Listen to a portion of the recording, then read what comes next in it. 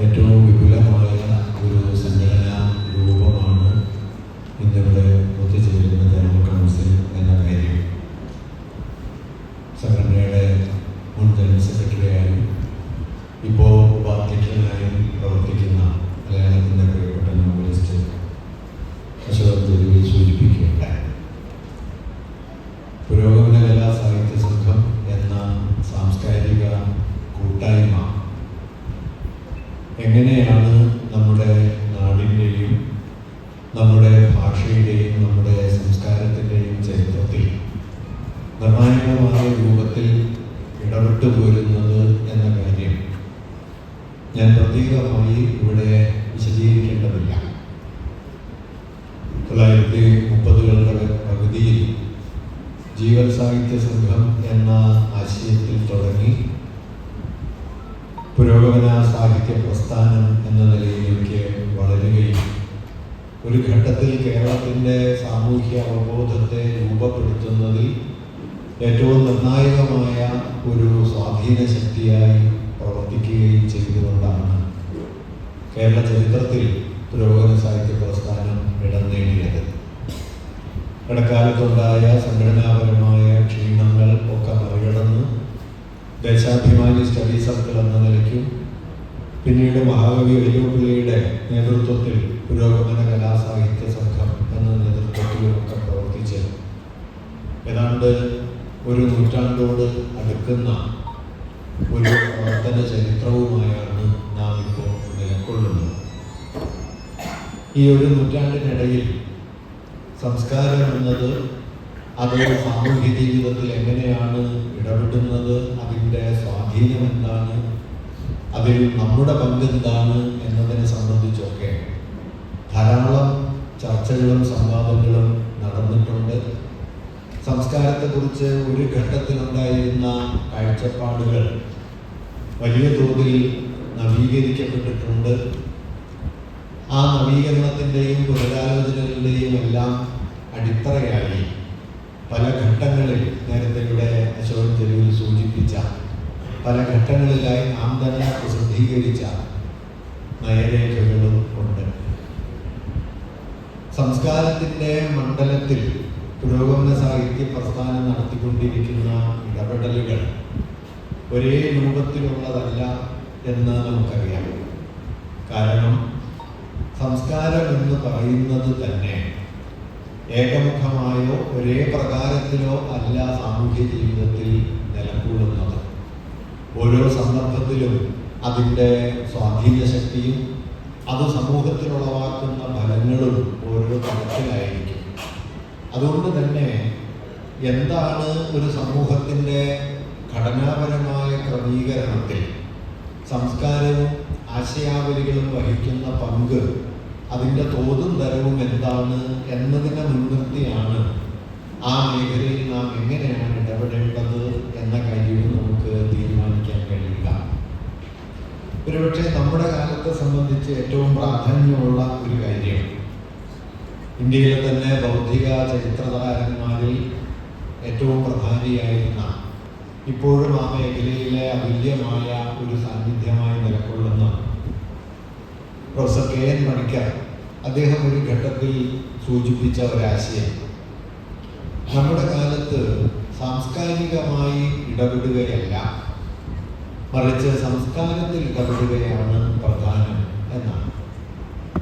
ഇത് വളരെ വ്യത്യസ്തമായ വളരെ പ്രധാനപ്പെട്ട ഒരു ആശയമാണ് എന്ന് ഞാൻ കരുതുന്നു. എല്ലാ കാലത്തിലും ഇങ്ങനെ തന്നെയാണോ വേണ്ടത് എന്നത് മറ്റൊരു ചോദ്യമാണ്. ഞാൻ നേരത്തെ പറഞ്ഞതുപോലെ സാമൂഹ്യ ജീവിതത്തിൽ സ്വാധീനം ചെലുത്തുന്ന സാംസ്കാരിക പ്രതലം എത്രത്തോളം ശക്തമാണ്, എത്രത്തോളം പ്രധാനമാണ് എന്നതിനെ മുൻനിർത്തിയാണ് ഈ ഒരു വീക്ഷണഗതിയെ നമുക്ക് വികസിപ്പിക്കാനോ അല്ലെങ്കിൽ ഇതിൻ്റെ ഉള്ളടക്കത്തെ രൂപാന്തരപ്പെടുത്താനോ കഴിയുക. പണിക്കർ മാഷ് സൂചിപ്പിച്ച ഒരു പ്രധാനപ്പെട്ട കാര്യം, സാംസ്കാരികമായി ഇടപെടുക എന്ന പ്രയോഗം സംസ്കാരത്തിൻ്റെ മണ്ഡലം എന്ന് നാം കരുതിപ്പോരുന്ന കവിയുടെയും സാഹിത്യത്തിൻ്റെയും വിജ്ഞാനത്തിൻ്റെയും ആശയാവലികളുടെയും ഒക്കെ മണ്ഡലത്തിൽ പുരോഗമനപരമായ ഒരു രാഷ്ട്രീയ വീക്ഷണം ഉറപ്പാക്കുക, സാമൂഹിക വീക്ഷണം ഉറപ്പാക്കുക എന്ന ലക്ഷ്യത്തോടെയുള്ള ഇടപെടലാണ്. സംസ്കാരം എന്നതിന് വിശാല അർത്ഥത്തിൽ നാം മനസ്സിലാക്കി പോരുന്നത് ആ നിലയിലാണ്. സംസ്കാരം എന്ന വാക്കിന് ധാരാളം അർത്ഥഭേദങ്ങളുണ്ട്. അത് പല പ്രകാരത്തിൽ ചരിത്രത്തിൽ മനസ്സിലാക്കപ്പെട്ടിട്ടുണ്ട്. അത് ഒരു സമൂഹം കൊണ്ട് നടക്കുന്ന മൂല്യവ്യവസ്ഥകളായും ഒരു സമൂഹത്തിലെ ആശയാവലികളായും കലയുടെയും വിജ്ഞാനത്തിൻ്റെയും സാഹിത്യത്തിൻ്റെയും ഒക്കെ ലോകമായും പ്രാദേശികമോ തദ്ദേശീയവുമായ കൂട്ടായ്മകളുടെ ആചാരാനുഷ്ഠാന ക്രമങ്ങളായും ഒക്കെ സംസ്കാരം എന്ന പദം മനസ്സിലാക്കപ്പെട്ടിട്ടുണ്ട്. എങ്കിലും പൊതുവിൽ 19-ാം നൂറ്റാണ്ടിൻ്റെ രണ്ടാം പകുതി മുതലെങ്കിലും സംസ്കാരം എന്നതിനെ അക്കാലം വരെ ഒരു ജനസമൂഹം ഉണ്ടാക്കിയെടുത്ത ഉന്നതമായ മൂല്യങ്ങളുടെയും ആശയാവലികളുടെയും ലോകം എന്ന നിലയിലാണ് പൊതുവെ മനസ്സിലാക്കി പോന്നിട്ടുള്ളത്. മാത്യു ആർണോൾഡ് എന്ന പ്രാമാണികനായ ചിന്തകന്റെ കൾച്ചർ ആൻഡ് അനാർക്കി എന്ന അതിപ്രസിദ്ധമായ ഗ്രന്ഥം മുതലാണ് സംസ്കാരത്തെ ഉന്നതവും വിശിഷ്ടവുമായ മൂല്യങ്ങളുടെ സഞ്ചയം എന്ന നിലയിൽ മനസ്സിലാക്കാനും ഈ മൂല്യങ്ങളെ മുൻനിർത്തിയുള്ള ഇടപെടലുകളും പ്രവർത്തനങ്ങളും സാമൂഹികമായ ആശയ രൂപീകരണം ഒക്കെ സാംസ്കാരിക പ്രവർത്തനമാണ് എന്ന് വിലയിരുത്തപ്പെടാനും തുടങ്ങിയത്. എന്നാൽ അത്തരത്തിൽ കലയുടെയോ വിജ്ഞാനത്തിൻ്റെയോ സാമൂഹിക അവബോധത്തിൻ്റെയോ ഉന്നതമായ മാതൃകകളെയും പ്രകാരങ്ങളെയും ഉണ്ട് സംസ്കാരം എന്ന് പറയുന്ന സവിശേഷമായ ഒരു അടിസ്ഥാന ഘടനയിൽ തന്നെ ഇടപെടേണ്ടതുണ്ട് എന്നാണ് പണിക്കര മാഷ് പലപ്പോഴും പറയുമായിരുന്നൊരു കാര്യം. അത് ഇന്ത്യയിലെ ഹിന്ദുത്വ രാഷ്ട്രീയത്തിൻ്റെ വ്യാപനവുമായി ബന്ധപ്പെട്ടാണ് അദ്ദേഹം സൂചിപ്പിക്കുമായിരുന്നത്. സംസ്കാരത്തിൻ്റെ മണ്ഡലം എന്ന് പറയുന്നത് ഞാൻ തുടക്കത്തിൽ പറഞ്ഞ സാംസ്കാരികമെന്ന് വിശേഷിപ്പിക്കപ്പെടുന്ന വിശേഷ മേഖലയുടേതല്ല, മറിച്ച് ഒരു വ്യക്തിയെ സമൂഹത്തിൽ സ്ഥാനപ്പെടുത്തുകയും ആ വ്യക്തി തന്നെക്കുറിച്ചും താൻ ഉൾപ്പെടുന്ന സമൂഹത്തെക്കുറിച്ചും ലോകത്തെക്കുറിച്ചുമുള്ള ബോധ്യങ്ങൾ ആർജിക്കുകയും അതുവഴി തന്നെയും ലോകത്തെയും നിർവചിക്കുകയും ചെയ്യുന്ന ഒരു മണ്ഡലം എന്ന നിലയിലാണ് സംസ്കാരം എന്നതിനെ അദ്ദേഹം വിശദീകരിക്കാൻ ശ്രമിക്കുന്നത്. അത് 20-ാം നൂറ്റാണ്ടിലെ വലിയ സാംസ്കാരിക ചിന്തകൻ കൂടിയായിട്ടുള്ള റെയ്മണ്ട് വില്യംസ് സംസ്കാരത്തെ സമഗ്ര ജീവിത രീതി എന്ന് വിശേഷിപ്പിക്കുന്നുണ്ട്. The whole way of life എന്ന് അദ്ദേഹം പറഞ്ഞു. മനുഷ്യ ജീവിതായോധനത്തിന്റെ ഭാഗമായി ഏർപ്പെടുന്ന എല്ലാ പ്രവൃത്തികളും ഉൾപ്പെട്ട ഒരു സമഗ്ര വ്യവസ്ഥയാണ് സംസ്കാരം. അത് കലയും സാഹിത്യവും നിശ്ചയമായും അതിൽ ഉൾക്കൊള്ളുന്നുണ്ട്. ആശയാവലികളുടെ ലോകം അതിനകത്ത് ഉൾക്കൊള്ളുന്നുണ്ട്. പക്ഷേ അവ മാത്രമായി സംസ്കാരത്തെ മനസ്സിലാക്കാൻ പറ്റില്ല. മറിച്ചൊരു വ്യക്തി താനാരാണെന്ന് മനസ്സിലാക്കാനും താനും തനിക്ക് പുറത്തുള്ളവരും തമ്മിലുള്ള ബന്ധം എന്താണെന്ന് മനസ്സിലാക്കാനും അതുവഴി ലോകം എന്താണെന്ന് മനസ്സിലാക്കാനും ആശ്രയിക്കുന്ന, അതിനുവേണ്ടി ഉപയോഗപ്പെടുത്തിക്കൊണ്ടിരിക്കുന്ന എല്ലാ തരത്തിലുള്ള പ്രയോഗങ്ങളുടെയും ആകത്തുകയായി സംസ്കാരത്തെ കാണണം എന്നതാണ് സംസ്കാരം എന്ന ആശയത്തെ വലിയ തോതിൽ പൊളിച്ചു പണിത റെയ്മണ്ട് വില്യംസിന്റെ ഈ വിശദീകരണത്തിന്റെ ഒരു താല്പര്യം. അത് മനുഷ്യ ജീവിതത്തിലെ ഒറ്റ തിരിഞ്ഞ ചില വിശേഷ മേഖലകളല്ല, മനുഷ്യ ജീവിതത്തിന്റെ പ്രയോഗമണ്ഡലങ്ങൾ ആകമാനം ഉൾപ്പെട്ടതാണ് സംസ്കാരം എന്ന് അദ്ദേഹം സൂചിപ്പിക്കുന്നു. ഈ മണ്ഡലത്തിലാണ് ഓരോ വ്യക്തികളും നിലനിൽക്കുന്നത്. അവിടെ നിലയുറപ്പിച്ചുകൊണ്ടാണ് മനുഷ്യർ തങ്ങളെക്കുറിച്ച് തന്നെയുള്ള ബോധ്യങ്ങൾ ഉണ്ടാക്കുകയും ചെയ്യുന്നത്. ഇപ്പൊ പ്രത്യയശാസ്ത്രം എന്ന സങ്കല്പനം വിശദീകരിക്കുന്ന സമയത്ത് മാർക്സിന്റെ വളരെ പ്രസിദ്ധമായ ഒരു നിരീക്ഷണം, അദ്ദേഹത്തിന്റെ 1.5 നൂറ്റാണ്ടിലധികം പഴക്കമുള്ള ജർമ്മൻ പ്രത്യയശാസ്ത്രത്തിൽ അത് തലതിരിഞ്ഞ ലോകബോധമാണ്. ഒരു ക്യാമറ ഒബ്സ്ക്യൂറയിൽ എന്ന പോലെ, പഴയ ക്യാമറയുടെ ഏറ്റവും പ്രാചീന രൂപമായ ക്യാമറ ഒബ്സ്ക്യൂറയുടെ ലെൻസിൽ എന്ന പോലെ ആശയങ്ങൾ തലകീഴായി പ്രത്യക്ഷപ്പെടുന്ന അവബോധത്തിന്റെ മണ്ഡലമാണ് പ്രത്യയശാസ്ത്രം എന്ന് അദ്ദേഹം വിശദീകരിക്കട്ടെ. അതായത് വസ്തുത എന്താണോ ആ വസ്തുതയെ മിഥ്യാപരമായ മറ്റൊരു ധാരണയാക്കി മാറ്റുക. മതത്തെക്കുറിച്ചുള്ള അദ്ദേഹത്തിന്റെ അതിപ്രസിദ്ധമായ നിരീക്ഷണം അവിടെ നിന്നാണ് രൂപപ്പെടുന്നത്. മതം എന്നത് ലോകയാഥാർത്ഥ്യത്തെക്കുറിച്ചുള്ള ഒരു തിരിച്ചറിവാണ്. പക്ഷെ ലോകയാഥാർത്ഥ്യത്തെ തെറ്റായ നിലയിൽ കൂടി മനസ്സിലാക്കിയിട്ടാണ് മതാവബോധം രൂപപ്പെടുന്നത് എന്ന് അദ്ദേഹം പറയും.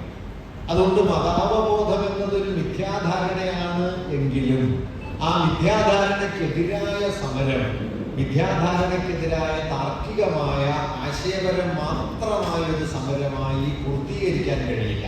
ഒരുപക്ഷെ വൈരുദ്ധ്യാത്മക വിചിന്തനത്തിന്റെ മൗലികമായ ഒരു ഉൾക്കാഴ്ചയാണ്. യുക്തിവാദപരമായ കാഴ്ചപ്പാടിൽ നിന്ന് വൈരുദ്ധ്യാത്മക വിചിന്തനത്തെ വ്യത്യസ്തമാക്കുന്ന അടിസ്ഥാനപരമായ ഒരു കാഴ്ചപ്പാടാണ് സംസ്കാരത്തെക്കുറിച്ചുള്ള മാർക്സിസ്റ്റ് വീക്ഷണത്തിന്റെ മൗലികമായ ആധാരങ്ങളിലൊന്നാണ് ഇത്. മാർക്സ് അവിടെ പറയുന്ന ഒരു കാര്യം, if you want to avoid an illusion about an existing state of affair, first of all you have to avoid the state of affair which demands an illusion. ഒരവസ്ഥയെക്കുറിച്ചുള്ള മിഥ്യാധാരണയെ ഒഴിവാക്കണമെങ്കിൽ മിഥ്യാധാരണകൾ ആവശ്യമായി വരുന്ന അവസ്ഥകളെ ഒഴിവാക്കണം. ഇത് സംസ്കാരം എന്നതിനെ കുറിച്ചുള്ള കാഴ്ചപ്പാടുകളെ, അക്കാലം വരെയുള്ള കാഴ്ചപ്പാടുകളെ മൗലികമായി തിരുത്തുന്ന ഒരു വിശദീകരണമാണ്. അതായത് ഒരു വ്യക്തി ആർജിക്കുന്ന ലോകബോധം, അയാൾ ജീവിതത്തെക്കുറിച്ച് ആർജിക്കുന്ന ധാരണ, തന്നെയും താൻ ഉൾപ്പെട്ട സമൂഹത്തെയും കുറിച്ച് കൈവരിക്കുന്ന ധാരണ, ഇവയൊക്കെ അതിൻ്റെ വ്യക്തിപരമായ ധാരണകളുടെ മണ്ഡലത്തിൽ മാത്രമല്ല, അവ സാമൂഹികവും ചരിത്രപരവുമായ ഭൗതിക ബന്ധങ്ങൾക്കുള്ളിൽ കൂടിയാണ് വേരുപിടിച്ച് നിൽക്കുന്നത്. അതുകൊണ്ട് ധാരണകളെ തിരുത്തുക എന്നത് ധാരണാപരം മാത്രമായി പൂർത്തീകരിക്കാൻ കഴിയുന്ന ഒരു കാര്യമല്ല. ധാരണകളെ തിരുത്തുക എന്നത് അതത് ധാരണകൾക്ക് ജന്മം നൽകുന്ന ഭൗതികവും സാമൂഹികവുമായ അവസ്ഥകളെ കൂടി രൂപാന്തരപ്പെടുത്തിക്കൊണ്ടേ പൂർത്തീകരിക്കാൻ കഴിയും. അതുകൊണ്ട് മിഥ്യാധാരണകൾക്കെതിരായ സമരം ധാരണാപരം മാത്രമല്ല, ഒരാശയം ആശയം മാത്രമാണെന്നും ആശയത്തെ താർക്കികമായി നേരിടാൻ കഴിയുമെന്നും പ്രതീക്ഷിക്കുന്നത് ഒരു നിലയ്ക്ക് ഒരു അതിഭൗതിക വീക്ഷണമാണ്. അത് ആശയത്തെ ചരിത്രത്തിൽ നിന്നും സമൂഹ ബന്ധങ്ങളിൽ നിന്നും അതിൻ്റെ ഭൗതികമായ അടിപ്പടവുകളിൽ നിന്നും പറിച്ചു മാറ്റി ആശയങ്ങൾ വ്യക്തികളുടെ ധാരണകളിൽ, തലച്ചോറിൽ നിലനിൽക്കുന്ന ആശയരൂപങ്ങൾ മാത്രമാണ് എന്ന് ധരിച്ചുകൊണ്ട് അതിനോട് താർക്കികമായി എതിരിടുകയാണ് ചെയ്യുന്നത്. അതുകൊണ്ടാണ് യാന്ത്രിക ഭൗതികവാദം അടിസ്ഥാനപരമായ ആശയവാദം തന്നെയാണ് എന്ന് മാർക്സിസ്റ്റുകൾ കരുതുന്നത്. കാരണം ഒരാശയത്തിന്റെ ചരിത്രപരമായ വേരെന്ത് എന്ന് പരിശോധിച്ചുകൊണ്ടും ആ ചരിത്രപരമായ വേരിൽ നിന്ന് രൂപപ്പെട്ടു വന്ന ഒരാശയ വ്യവസ്ഥ എങ്ങനെയാണ് ഭൗതികമായ ഒരു പ്രവർത്തന ശക്തിയായി മാറുന്നത് എന്ന് മനസ്സിലാക്കിക്കൊണ്ടുമുള്ള ഇടപെടലിൽ മാത്രമേ വാസ്തവത്തിൽ ഈ ആശയവ്യവസ്ഥയെ തന്നെ മൂർത്തമായി നമുക്ക് തിരിച്ചറിയാൻ കഴിയൂ. അതല്ലെങ്കിൽ ആശയങ്ങളെ അമൂർത്തമായ ധാരണകളായി കൊണ്ടു നടക്കുകയും ധാരണാപരമായ ഒരു താർക്കികത കൊണ്ട് പോളമിക്കലായി നിങ്ങൾക്ക് തർക്കിച്ച് തോൽപ്പിക്കാനാകുന്ന ഒന്നാണ് ആശയവ്യവസ്ഥകൾ എന്ന നിലയിലേക്ക് അത് മാറിത്തീരുകയും ചെയ്യും. ഇത് സാധ്യമല്ല എന്നാണ് മാർക്സ് മതത്തെ മുൻനിർത്തി പറഞ്ഞത്. പിന്നീട് ഗ്രാംഷി ഒരു ഘട്ടത്തിൽ പറയുന്നുണ്ട്, ദാർശനിക പ്രശ്നങ്ങൾ ചർച്ച ചെയ്ത് തീർക്കാൻ കഴിയും, തീർപ്പാക്കാൻ കഴിയുമെന്ന് നിങ്ങൾ കരുതുന്നുണ്ടെങ്കിൽ അത് തെറ്റാണ്. എല്ലാ ദാർശനിക പ്രശ്നങ്ങൾക്കും ചരിത്രത്തിൽ വേരുകളുണ്ട്. അതുകൊണ്ട് നിൽക്കുന്നതും ഭൗതികമായിട്ടാണ്, അത് പ്രവർത്തിക്കുന്നത്, ഫലമുളവാക്കുന്നതും ഭൗതികമായിട്ടാണ്. ഈ ഭൗതികതയെ അതിൻ്റെ ഉത്ഭവ സന്ദർഭത്തിലും അതിൻ്റെ പ്രയുക്ത സന്ദർഭത്തിലും തിരിച്ചറിഞ്ഞാൽ മാത്രമേ ആശയങ്ങളെ അതിഭൗതികമായി സ്വാംശീകരിക്കുന്ന ഒരു തരത്തിലുള്ള കേവലയുക്തി വീക്ഷണത്തിനപ്പുറത്തേക്ക് ആശയങ്ങളെ മനസ്സിലാക്കാനും അതിലിടപെടാനും കഴിയൂ എന്നാണ് മാർക്സും ഗ്രാംഷിയും ഒക്കെ സൂചിപ്പിക്കുന്ന പ്രധാനപ്പെട്ട കാര്യം. ഞാനിതിവിടെ പറഞ്ഞത് സംസ്കാരത്തിൽ ഇടപെടുക എന്നതും സാംസ്കാരികമായി ഇടപെടുക എന്നതും രണ്ട് കാര്യങ്ങളാണ് എന്ന് പറയാൻ വേണ്ടിയാണ്. സാംസ്കാരികമായ ഇടപെടലുകൾ തെറ്റാണെന്നുള്ള അർത്ഥത്തിലല്ല. ഒരു സമൂഹം ആർജിച്ച ലോകബോധത്തെ, അതിൻ്റെ ആവിഷ്കാരങ്ങളെ കൂടുതൽ കൂടുതൽ നവീകരിക്കാനും അതിന് കൂടുതൽ തെളിച്ചു നൽകാനും കവിതയിലും കലയിലും സാഹിത്യത്തിലും സിനിമയിലും ചിത്രത്തിലുമൊക്കെ കൂടുതൽ പുരോഗമനപരമായ വീക്ഷണഗതികളെ ശക്തിപ്പെടുത്തിയെടുക്കാനും കഴിയുന്ന മട്ടിലുള്ള വലിയ തോതിലുള്ള ഇടപെടലുകൾ എല്ലാ കാലത്തും ആവശ്യമാണ്. അത് വളരെ പ്രധാനപ്പെട്ട ഒന്നുമാണ്. മറിച്ച് സംസ്കാരത്തിൽ ഇടപെടുക എന്ന് പറയുന്നത് ഇത്തരത്തിൽ നിലവിൽ വന്ന ആശയാവലികളുടെ മണ്ഡലത്തിലും ആവിഷ്കാരങ്ങളുടെ മണ്ഡലത്തിലും ഇടപെടുക എന്നതിനേക്കാൾ വലുതാണ് എന്നാണ് പണിക്കർ മാഷ് പലപ്പോഴും പറയുമായിരുന്നത്. അത് വ്യക്തികളുടെ അവബോധ രൂപീകരണത്തിന്റെ മണ്ഡലത്തിൽ ഇടപെടലാണ്. എങ്ങനെയാണ് ഒരാൾ തന്നെ തിരിച്ചറിയുന്നത്? ഒരാൾ താനാരാണെന്ന്, താൻ നിലനിൽക്കുന്ന സമൂഹം എന്താണ്, അതിൻ്റെ ഉള്ളടക്കം എന്താണ്, അതിൽ തൻ്റെ പങ്ക് എന്താണ് എന്ന് തിരിച്ചറിയുന്നത് എങ്ങനെയാണ്? ആ തിരിച്ചറിവിനെ രൂപപ്പെടുത്തുന്ന ഘടകങ്ങൾ ഏതൊക്കെയാണ്? ഈ ചോദ്യങ്ങൾ ചോദിച്ച് ആ ഘടകങ്ങളെ ആകമാനം ഉൾക്കൊള്ളുന്ന ഒരു ഇടപെടൽ രീതി ഉണ്ടാക്കുമ്പോൾ മാത്രമേ, അല്ലെങ്കിൽ അങ്ങനെ ഒരു ഇടപെടലിന് ശേഷി ആർജിക്കുമ്പോഴേ സംസ്കാരത്തിൽ ഇടപെടാൻ കഴിയൂ എന്നത് എന്താണ്. ഇപ്പോൾ വളരെ ലളിതമായ ഉദാഹരണം പറഞ്ഞാൽ, ആധുനിക ലോകത്തൊക്കെ മനുഷ്യരുടെ വ്യക്തിപരമായ സ്വത്വധാരണയെ രൂപപ്പെടുത്തുന്നതിൽ ഏറ്റവും പ്രധാനപ്പെട്ട പങ്കുവഹിക്കുന്ന, ഒരു പക്ഷേ ഏറ്റവും പ്രധാനപ്പെട്ട ഘടകമായി നിലനിൽക്കുന്ന ഒന്നാണ് ദേശരാഷ്ട്രം എന്ന സങ്കല്പം. ദേശം, ദേശീയത, രാഷ്ട്രം, പൗരത്വം മുതലായ ആശയങ്ങൾ. നമ്മളെല്ലാം ഇന്ത്യക്കാരാണ് എന്ന് കരുതുന്നു, നമ്മളെല്ലാം മലയാളികളാണ് എന്ന് കരുതുന്നു. ഒരു 100 കൊല്ലം മുമ്പ് ഇവിടെ ജീവിച്ചിരുന്ന മനുഷ്യരുടെ ജീവിതാവബോധത്തിന്റെ അടിത്തട്ടിൽ ഈ ആശയത്തിന് ഇന്നുള്ള പ്രാബല്യമേ ഇല്ല. ഒരുപക്ഷെ ഈ ആശയം തന്നെയും ഇല്ല. പ്രാദേശിക സ്വത്വങ്ങളായി, രാജവാഴ്ചയ്ക്ക് കീഴിലുള്ള ആളുകളായി ഒക്കെ പല നിലകളിൽ ജീവിച്ചിരുന്ന അവസ്ഥയിൽ നിന്ന് ആധുനിക പൗരത്വത്തിലേക്ക് മാറുകയും അതിനെ തങ്ങളുടെ തന്നെ അടിസ്ഥാന സ്വത്വധാരണയാക്കി മനുഷ്യർ മാറ്റുകയും ചെയ്യുന്നത് പൊതുവെ പറഞ്ഞു കഴിഞ്ഞാൽ ലോകത്ത് ആധുനികതയോടൊപ്പം സംഭവിച്ച ഒരു കാര്യമാണ്. അതുകൊണ്ട് ഓരോ ഘട്ടത്തിലും മാറി മാറി വരുന്ന ഇത്തരത്തിലുള്ള നിരവധിയായ ഘടകങ്ങൾ ചേർന്നാണ് മനുഷ്യർ തങ്ങളെ തന്നെ നിർവചിക്കുന്നത്. ആ നിർവചനത്തിലൂടെയാണ് തങ്ങളെ തന്നെ മനസ്സിലാക്കുന്നത്. അതിലൂടെയാണ് ലോകത്തിൽ തന്റെ റോളെന്താണ്, ലോകത്തിൽ തന്നോടൊപ്പമുള്ള മനുഷ്യരുടെ പങ്കെന്താണ്, അവരും താനും തമ്മിലുള്ള ബന്ധം എന്താണ് എന്നൊക്കെ മനുഷ്യർ തിരിച്ചറിയുന്നത്. ഈ തിരിച്ചറിവിന്റെ മണ്ഡലത്തിൽ ഇടപെടാൻ കഴിയുക എന്നത് ഈ സമൂഹത്തിൽ നിന്ന് രൂപപ്പെട്ടു വരുന്ന ആശയാവലികളുടെ ലോകത്തിൽ പ്രവർത്തിക്കുന്നതിനേക്കാൾ വ്യത്യസ്തമായ ഒരു കാര്യമാണ് എന്ന് മാഷ് എപ്പോഴും സൂചിപ്പിക്കുമായിരുന്നു. കാരണം ഇന്ത്യയെ സംബന്ധിച്ച് ഒരുപക്ഷെ നാം ഇന്ന് അഭിമുഖീകരിക്കുന്ന കാലത്ത് പ്രത്യേകിച്ച് ഈ സംസ്കാരത്തിന്റെ മണ്ഡലം എന്ന് വിളിക്കുന്ന ഒന്ന് വളരെ നിർണായകമായ ഒരു രാഷ്ട്രീയ പ്രാധാന്യം കൈവരിച്ച ഒന്നാണ്. ഒരുപക്ഷെ ഇന്ത്യയിലെ ഹിന്ദുത്വ രാഷ്ട്രീയത്തിന്റെ വേരുകളിലേക്ക് നോക്കിയാൽ അടിസ്ഥാനപരമായി ഹിന്ദുത്വ രാഷ്ട്രീയം വേരുപിടിച്ച് നിൽക്കുന്നത് അത് ഇന്ത്യയുടെ ഭൂതകാലത്തെയും ഇന്ത്യയുടെ സാംസ്കാരിക നീക്കിയിരിപ്പുകളെയും കുറിച്ചുള്ള പ്രത്യേകമായ ചില ധാരണകൾക്ക് പുറത്താണ് എന്ന് പറയാം. ഇന്ത്യയിലെ ഏറ്റവും സമുന്നതനായ സാമൂഹ്യ ചിന്തകൻ കൂടിയായ അമർത്യ സെൻ, അദ്ദേഹം ആധുനിക ഇന്ത്യ അതിൻ്റെ ഭൂതകാലത്തെ മനസ്സിലാക്കുന്നതിൽ, ആധുനിക ഇന്ത്യ സ്വയം നിർവചിക്കാൻ ശ്രമിക്കുന്ന പ്രക്രിയയിൽ ഒഴിച്ചു മാറ്റിക്കളഞ്ഞ 3 മണ്ഡലങ്ങളെ കുറിച്ച് പ്രത്യേകമായിട്ട് എടുത്തു പറയുന്നുണ്ട്. ഇന്ത്യൻ വർഗീയതയുടെ ആധാരമായി അദ്ദേഹം കാണുന്ന 3 പ്രധാനപ്പെട്ട കാര്യങ്ങളാണ്. 3 തരത്തിലുള്ള എക്സ്ക്ലൂഷൻസ്, പ്രവർജനങ്ങൾ. അതിലൊന്ന് ബ്രാഹ്മണേതരമായ മതപാരമ്പര്യങ്ങളെ ഇന്ത്യൻ എന്ന പരിവേഷത്തിൽ നിന്ന് നാം പലപ്പോഴും ഒഴിവാക്കിയാണ് മനസ്സിലാക്കിയത് എന്ന് അദ്ദേഹം പറയും. ബ്രാഹ്മണേതരമായ, ഞാൻ ഹൈന്ദവേതരം എന്നല്ല പറയുന്നത്, കാരണം ഹിന്ദു എന്നത് ഒരു മതപരമായ സംജ്ഞയായിട്ടൊക്കെ മാറിയത് വളരെ പിൽക്കാലത്താണ്.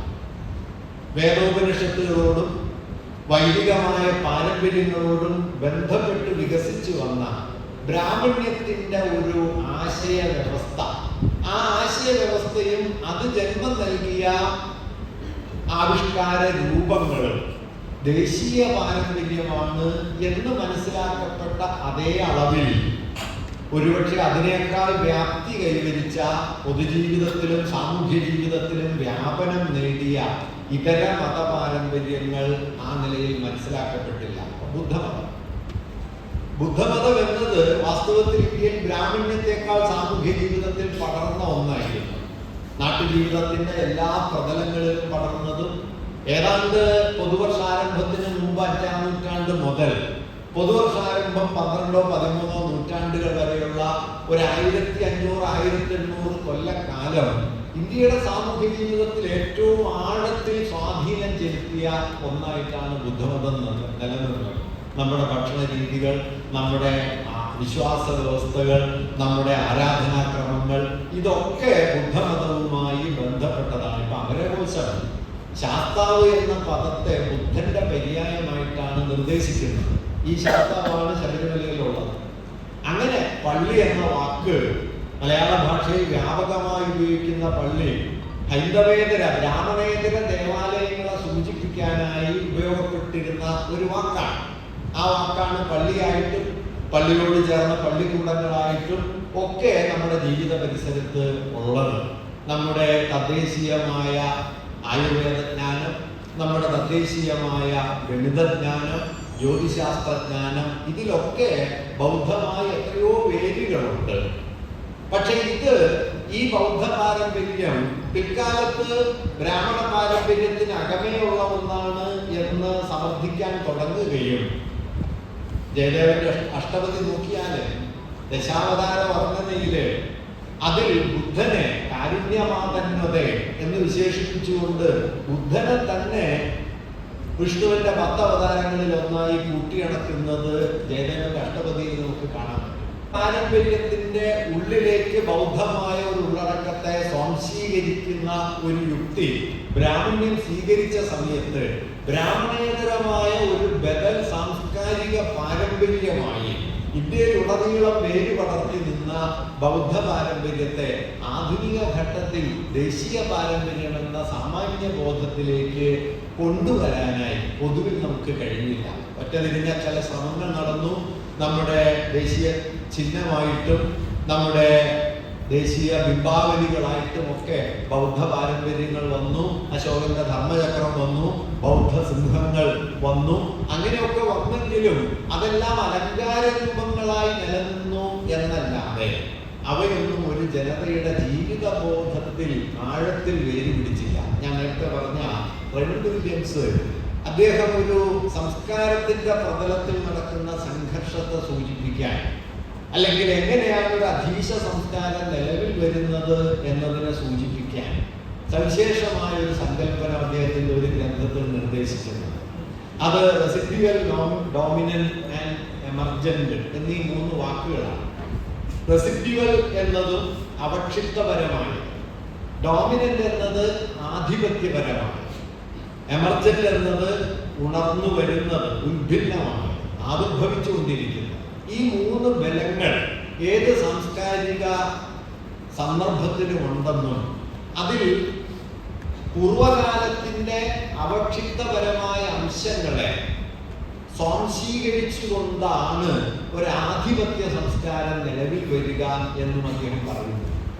ഇന്ത്യയിൽ ആധുനിക ദേശീയ പ്രസ്ഥാനവും ആധുനികതയും വികസിച്ചു വന്ന സമയത്ത് തന്നെ ഉണ്ടായ ഒരു മൗലികമായ പരാധീനത, ആധിപത്യപരമായി തീർന്ന ദേശീയ ഭാവന വാസ്തവത്തിൽ ജനജീവിതത്തിൽ ആഴത്തിൽ വേര് പിടിച്ച ബൗദ്ധവും പ്രാദേശികവും കീഴാളവും ഒക്കെയായ സാംസ്കാരിക സൂചകങ്ങളെ ഏതാണ്ട് ഒഴിവാക്കുകയും ബ്രാഹ്മണ്യത്തിന്റെ ആശയവ്യവസ്ഥകൾ അതിന്റെ കേന്ദ്രത്തിൽ ഉറക്കുകയും ചെയ്തു എന്നതാണ്.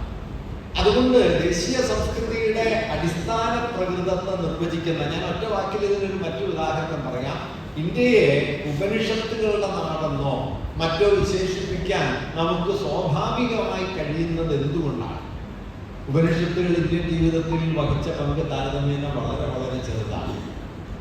അത് ഇന്ത്യൻ ജനതയുടെ ജീവിതബോധത്തിലോ ദൈനംദിന ജീവിത പ്രയോഗങ്ങളിലോ ഇടപെട്ടത് വളരെ പരിമിതമായിട്ടാണ്. ബ്രാഹ്മണ ജനതയുടെയും ബ്രാഹ്മണ്യത്തിന്റെ മണ്ഡലത്തിൽ പ്രവർത്തിച്ചവരുടെയും ധാരണകളിലല്ലാതെ ഇന്ത്യയുടെ ദൈനംദിന ജീവിത പ്രയോഗത്തിൽ ഉപനിഷത്തുകൾക്കുള്ള പങ്കിനേക്കാൾ എത്രയോ വലിയ പങ്കാണ് വാസ്തവത്തിൽ ബൗദ്ധ ജൈന പാരമ്പര്യങ്ങൾക്കുള്ളത്. പക്ഷെ ദേശീയ പാരമ്പര്യമായി വന്നപ്പോൾ ആധിപത്യപരമായ ഡോമിനന്റായ ഒരു കൾച്ചറൽ ട്രഡീഷൻ എന്ന നിലയിൽ അതിൻ്റെ അവക്ഷിപ്ത തലം അത് ബൗദ്ധ ജൈന പ്രാദേശിക ജനകീയ പാരമ്പര്യങ്ങളല്ല, മറിച്ച് ഈ ബ്രാഹ്മണ പാരമ്പര്യമാണ് എന്ന് വന്നു. ഇതാണ് അമർത്യാസൻ പറയുന്ന ഒരു കാര്യം.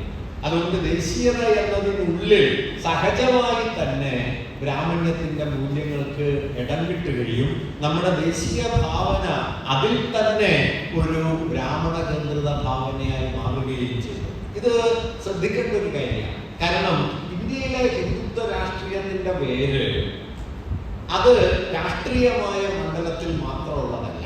1984 നിങ്ങൾക്കറിയാം, BJPക്ക് ഇന്ത്യയിൽ 2 സീറ്റേ ഉള്ളൂ. ഇന്ദിരാഗാന്ധി കൊല്ലപ്പെട്ടതിന് ശേഷം നടക്കുന്ന തെരഞ്ഞെടുപ്പിൽ BJP 2 സീറ്റ് മാത്രമേ. അവിടെ നിന്ന് 3-2 ഭൂരിപക്ഷമുള്ള ഒരു ഭരണ സംവിധാനത്തിലേക്കും മതരാഷ്ട്രപരമായ ഒരു മണ്ഡലത്തിലേക്കും അവർക്ക് കാലെടുത്ത് വെക്കാൻ കഴിഞ്ഞത് പിന്നാലെയുള്ള 3 പതിറ്റാണ്ട് കാലത്തെ പ്രവർത്തനം കൊണ്ട് മാത്രമല്ല. 2 സീറ്റിലാണ് ജയിക്കുന്നതെങ്കിലും രാഷ്ട്രീയമായി പരാജയപ്പെട്ടു നിൽക്കുന്ന സന്ദർഭത്തിലും ഹിന്ദുത്വത്തിന്റെ വേരുകൾ ഇവിടെ വളരെ ശക്തമായി നിലനിൽക്കുന്നുണ്ടായിരുന്നു. അത് ദേശീയതയെക്കുറിച്ചും ഭൂതകാലത്തെക്കുറിച്ചും സംസ്കാരത്തെക്കുറിച്ചുമുള്ള ധാരണയാണ്. ഈ ധാരണയിലാണ് വാസ്തവത്തിൽ ഹിന്ദുത്വം വേരുപിടിച്ച് നിൽക്കുന്നത്. അതാണ് അമർത്യാസൻ ചൂണ്ടിക്കാണിക്കുന്ന ഒരു കാര്യം. ബ്രാഹ്മണേതര മത പാരമ്പര്യങ്ങളെ ദേശീയമെന്ന നിലയിൽ മനസ്സിലാക്കാൻ നമുക്ക് പൊതുവെ കഴിഞ്ഞില്ല. ഇപ്പൊ കേരളത്തിന്റെ കോൺടെക്സ്റ്റിൽ ഞാൻ ഒരു ഉദാഹരണം പറഞ്ഞാൽ, കേരള സംഗീതം എന്ന പേരിൽ നാം സോപാന സംഗീതത്തെ കുറിച്ച് ധാരാളമായി പറയുമെങ്കിലും സോപാന സംഗീതം വളരെ പരിമിതമായി മാത്രം പ്രയോഗത്തിലുണ്ടായിരുന്ന, വളരെ ചുരുങ്ങിയ ഇടങ്ങളിൽ മാത്രം, ക്ഷേത്ര അന്തരീക്ഷത്തിൽ മാത്രം കൊട്ടിപ്പാടി സേവ പോലെ നിലനിന്നിരുന്ന ഒരു ആവിഷ്കാരമാണ്. അത് അത്ര പരിമിതമായിരുന്നെങ്കിലും അത് വ്യവഹരിക്കപ്പെട്ടത് കേരള സംഗീതമാണ്. എന്നാൽ കേരളത്തില് തദ്ദേശീയ ജനതയുടെ സംഗീത പാരമ്പര്യം എന്ന നിലയ്ക്ക് കേരളത്തിലെ യഹൂദ സ്ത്രീകൾ പാടിയുണ്ടാക്കിയ വലിയ പാട്ടു പാരമ്പര്യവും സ്വന്തമായി കെട്ടിയുണ്ടാക്കിയ പാട്ടുകളുമുണ്ട്. ഹിബ്രു സർവകലാശാല കഴിഞ്ഞ 2 പതിറ്റാണ്ടിനിടയിലാണ് കാർമുഴലി എന്ന പേരിൽ പ്രൊഫസർ സ്കറിയ സക്കറിയുടെ നേതൃത്വത്തിൽ അത് സമാഹരിച്ച് പ്രസിദ്ധീകരിച്ചത്. കേരളത്തിലെ മാപ്പിളമാർക്കിടയിൽ അതിസമ്പന്നമായ ഒരു സംഗീത പാരമ്പര്യവും അതിൻ്റെ സാഹിത്യ പാരമ്പര്യവും ഉണ്ട് മാപ്പിളപ്പാട്ടിൻ്റെ. പക്ഷെ മാപ്പിളപ്പാട്ടിനോ യഹൂദ സംഗീതത്തിനോ കേരള സംഗീതം എന്ന ദേശീയ മുദ്ര പതിഞ്ഞു കിട്ടില്ല. അല്ലെങ്കിൽ ബൗദ്ധമായ പാരമ്പര്യങ്ങൾക്ക് ദേശീയ എന്ന മുദ്ര പതിഞ്ഞു കിട്ടില്ല.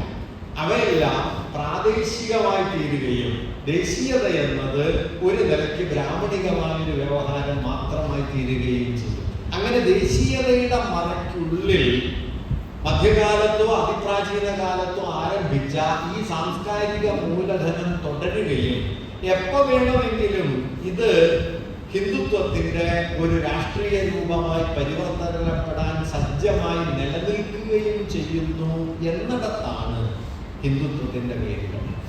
ഇതിനെ മുൻനിർത്തിയിട്ടാണ് പണിക്കർ മാഷ് സംസ്കാരത്തിൽ ഇടപെടുക, സാംസ്കാരികമായ ഇടപെടൽ കൊണ്ട് മതിയാകില്ല എന്ന് പറഞ്ഞു.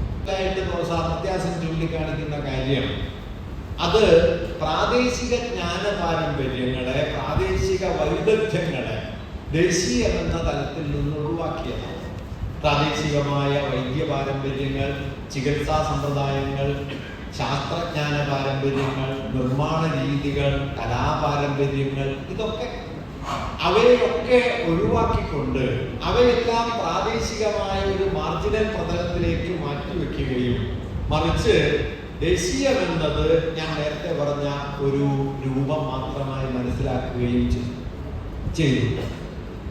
ഇപ്പോൾ ഇന്ത്യയിൽ ഏറ്റവും പ്രസിദ്ധമായ ഉദാഹരണം ഇന്ത്യൻ ചിത്രകലയുടെ പ്രാരംഭമായി അജന്തയെ നാം സാധാരണയായി പരിഗണിച്ചു പോരാറുണ്ട്.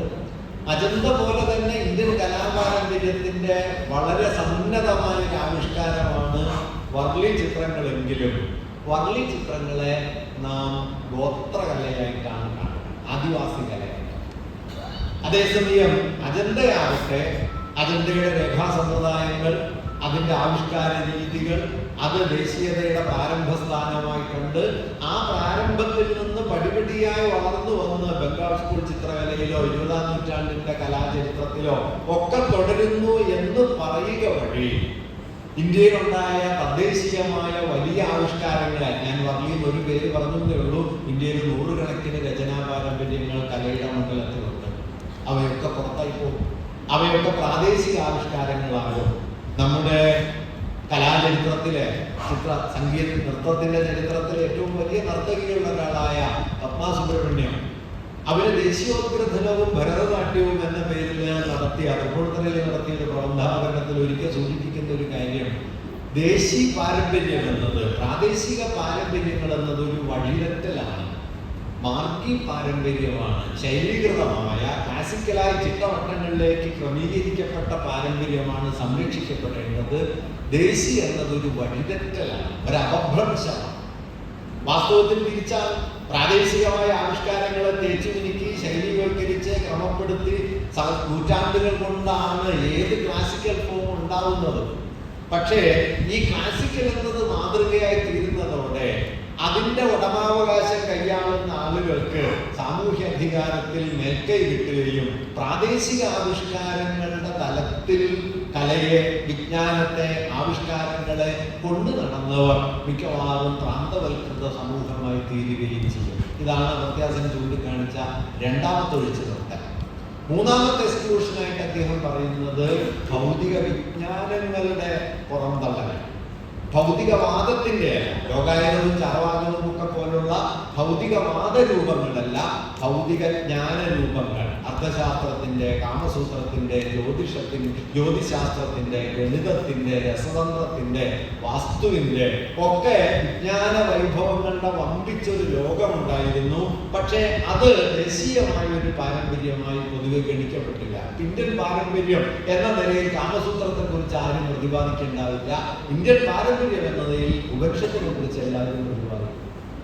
ഉപനിഷത്ത് പ്രവർത്തിച്ചതിന്റെ 1000 മടങ്ങ് ശക്തിയും കാമസൂത്രം പ്രവർത്തിച്ചിട്ടുണ്ടെന്ന് ഞാൻ നിങ്ങളോട് പ്രത്യേകിച്ച് പറയുന്നില്ല. പക്ഷേ കാമസൂത്രം ഇന്ത്യൻ ട്രഡീഷൻ അല്ല.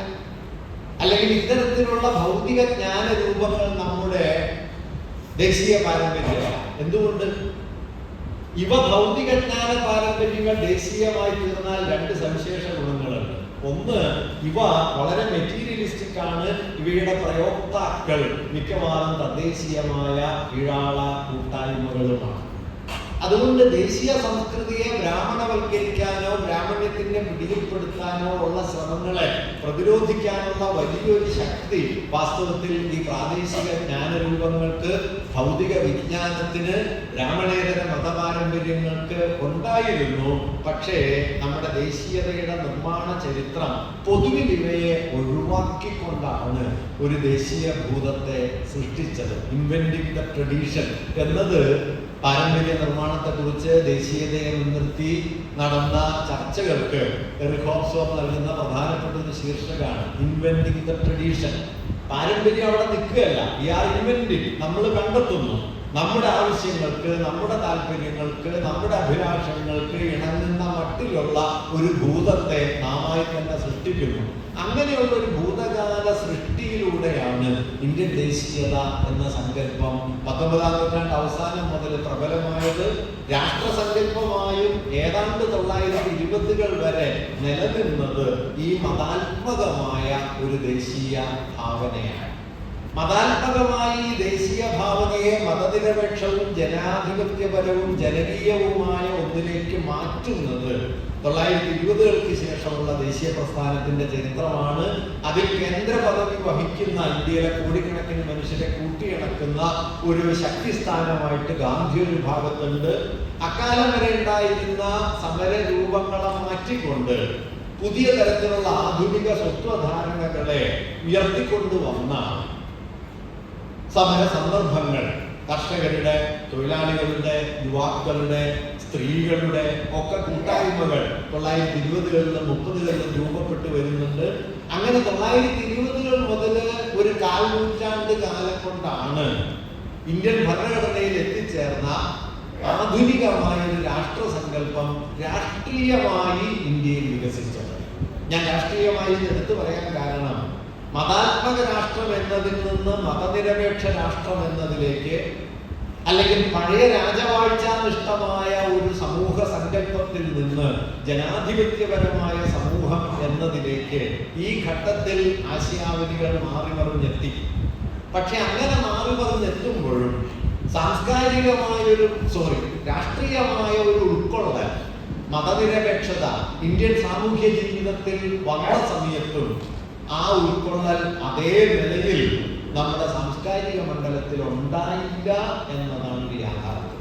പൊളിറ്റിക്കൽ ഇൻക്ലൂഷന് തത്തുല്യമായ മട്ടിൽ, രാഷ്ട്രീയമായ ഉൾക്കൊള്ളലിന് തത്തുല്യമായ അളവിൽ സാംസ്കാരികമായ ബഹുത്വത്തെ ദേശീയ പാരമ്പര്യത്തിനുള്ളിലേക്ക് സന്നിവേശിപ്പിക്കാൻ ദേശീയ പ്രസ്ഥാനത്തിനും പൊതുവിൽ കഴിയുണ്ടായി. ഒടുവിൽ സംശയരഹിതമായിട്ടും അത് ഏറെക്കുറെ ബ്രാഹ്മണീകൃതമായ മൂല്യവ്യവസ്ഥകൾക്ക് മേൽക്കൈയുള്ള ഒന്നായി മാറി. ഇതിനെ തിരുത്താനുള്ള ചെറുതും വലുതുമായ ശ്രമങ്ങൾ അക്കാലത്ത് നടക്കുന്നുണ്ടെങ്കിലും ആ ശ്രമങ്ങളെയൊക്കെ മറികടക്കുന്ന മട്ടിൽ ഈ ദേശീയ ഭൂതത്തിനുള്ളിലെ ഈ സാംസ്കാരികമായ ഒരു പ്രവർത്തക സ്വഭാവം, ഒരു ഒഴിച്ചു നിർത്തൽ അതിശക്തമായിട്ട് നിലനിൽക്കുകയുണ്ടായി എന്ന് നമുക്ക് ഇന്ന് നോക്കിയാൽ കാണാൻ പറ്റും. വാസ്തവത്തിൽ ഹിന്ദുത്വത്തിന്റെ വേര് അവിടെയാണ്. അതല്ലാതെ ഹിന്ദുത്വം ഒരു രാഷ്ട്രീയ സംഘടനാ രൂപം ആർജിച്ച് ജനസംഘമായിട്ടോ പിന്നീട് വിശ്വഹിന്ദു പരിഷത്തായിട്ടോ അല്ലെങ്കിൽ BJP ആയിട്ടോ ഒക്കെ രാഷ്ട്രീയ രൂപം ആർജിച്ചെത്തുമ്പോൾ ഉണ്ടാകുന്നതല്ല ഹിന്ദുത്വത്തിന്റെ അടിസ്ഥാന ബലം. അത് ഇന്ത്യൻ ദേശീയതാ സങ്കല്പത്തിനുള്ളിലെ ഈ പറഞ്ഞ വൈരുദ്ധ്യങ്ങളുമായി ബന്ധപ്പെട്ട് കിടക്കുന്നതാണ്.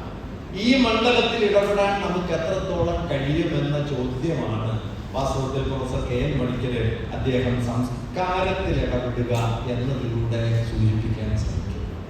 കാരണം ഈ മണ്ഡലത്തിൽ ഇടപെടാൻ കഴിഞ്ഞില്ലെങ്കിൽ നമ്മുടെ ഭൂതകാലത്തിന്റെ ബഹുത്വത്തെ ആകാവുന്നത്ര നമ്മുടെ തന്നെ വ്യക്തിബോധത്തിലേക്ക് സന്നിവേശിപ്പിക്കാൻ, നമ്മുടെ തന്നെ സാമൂഹ്യ ജീവിതാവിഷ്കാരങ്ങളെ മതനിരപേക്ഷവും ബഹുസ്വരാത്മകവുമാക്കി മാറ്റാൻ നമുക്ക് എത്രത്തോളം കഴിയും എന്നത് വളരെ വളരെ പ്രധാനപ്പെട്ട ഒരു ചോദ്യമാണ്. ഇപ്പൊ ഹിന്ദുത്വം ഇന്ത്യയുടെ ഭൂതകാലത്തെ കാണുന്നത് അത് 12ാം നൂറ്റാണ്ട് മുതൽ ഇന്ത്യയുടെ അധിനിവേശ കാലമാണ് എന്നവർ വാദിക്കുന്നുണ്ട്. ഇപ്പോൾ സുപ്രീം കോടതിയിൽ ഒരു കേസ് നടക്കുന്നുണ്ട്. അത് 1991 90-ലോ ഇന്ത്യൻ പാർലമെന്റ് പാസാക്കിയ ഒരു നിയമം പരിഷ്കരിക്കണമെന്ന് ആവശ്യപ്പെട്ടുകൊണ്ടുള്ള കേസാണ്.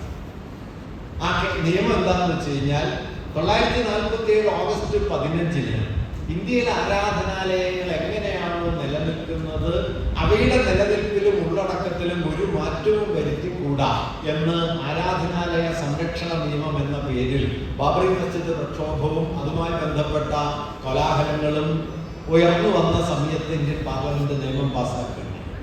ആ നിയമം നിലനിൽക്കെ തന്നെയാണ് കേട്ടോ നമ്മുടെ ജ്ഞാനവാപി പള്ളി കുറിച്ച് നോക്കാനും അതുപോലെ വാരണാസി പള്ളിയിൽ ഗവേഷണം നടത്താനും ഒക്കെ സുപ്രീം കോടതി വരെ അനുവാദം കൊടുക്കുന്നു. വാസ്തവത്തിൽ ഇന്നലെ സുപ്രീം കോടതി പറഞ്ഞിട്ടുണ്ട് സവർക്കറെ കുറിച്ച് ഒന്നും പറയരുത്, സവർക്കറെ കുറിച്ച് ഒന്നും പറയരുത്. അദ്ദേഹം എഴുതിയ മാപ്പപേക്ഷ പബ്ലിക് ഡോക്യുമെന്റ് ആയിട്ട് നമ്മുടെ മുമ്പിലുണ്ട്. ബ്രിട്ടീഷ് ഗവൺമെന്റിന് എഴുതി കൊടുത്ത എത്രയോ മാപ്പപേക്ഷകൾ ഇന്ത്യ ഗവൺമെന്റിന് നൽകിയ മാപ്പപേക്ഷയും ഉണ്ട് കേട്ടോ. മറ്റേത്തോളം പ്രസിദ്ധമല്ല. ഇന്ത്യ ഗവൺമെന്റിന് നൽകിയ മാപ്പപേക്ഷ ഗാന്ധി വധത്തിന് ശേഷം അതിൽ പ്രതിയാക്കപ്പെടും എന്ന് തോന്നിയ സമയത്ത് തന്നെ അറസ്റ്റ് ചെയ്യാതിരുന്ന രാഷ്ട്രീയ പ്രവർത്തനങ്ങളിൽ നിന്ന് പൂർണ്ണമായിട്ട് പിൻവാങ്ങി നിൽക്കാമെന്ന് ഇന്ത്യ ഗവൺമെന്റിനും അദ്ദേഹം എഴുതി നൽകുന്നുണ്ട്.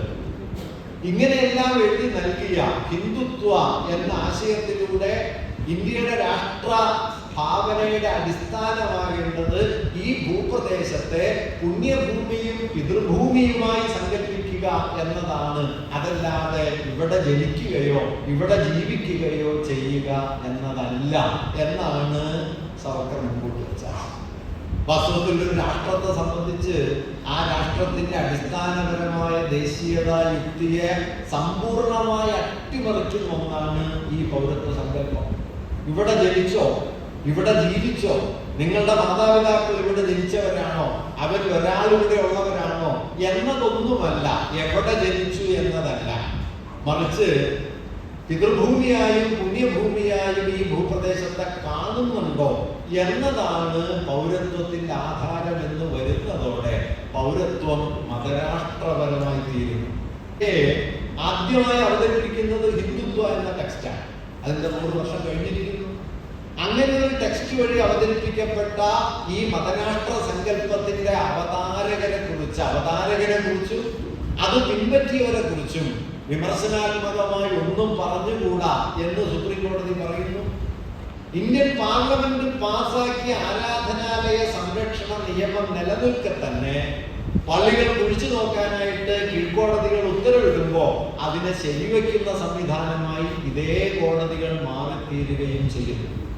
ഞാൻ പറഞ്ഞത് എന്താന്ന് വെച്ചാൽ, ഈ കേസുമായി ബന്ധപ്പെട്ട് സമർപ്പിക്കപ്പെട്ട ഒരു ഉപഹർജി എന്താന്ന് വെച്ച് കഴിഞ്ഞാൽ 947 ഓഗസ്റ്റ് 15 എന്നതിന് പകരം കട്ട് ഓഫ് ഡേറ്റ് ആയിട്ട് 12ാം നൂറ്റാണ്ട് തീരുമാനിക്കണം.